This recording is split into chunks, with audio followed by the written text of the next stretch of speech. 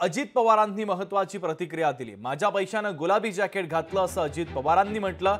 माझ्या सद्विवेक बुद्धीला जे पटतं ते मी करतो असं महत्त्वाचं विधान अजित पवारांचं आहे। ब्रँडिंग प्रमोशन असलं काही करत नाही असं अजित पवारांनी म्हटलेलं आहे।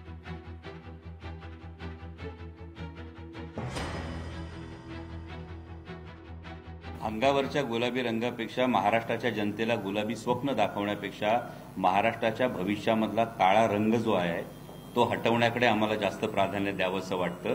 मला वाटतं त्यामुळे अंगावर जॅकेट घालण्यापेक्षा महाराष्ट्राच्या भविष्यावर जो काळा रंग लावला जातोय तो दूर व्हावा।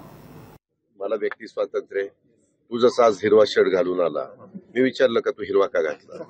त्यांनी वेगवेगळे शर्ट घातलेले, मला काय घालायचं तो माझा अधिकार नाही का?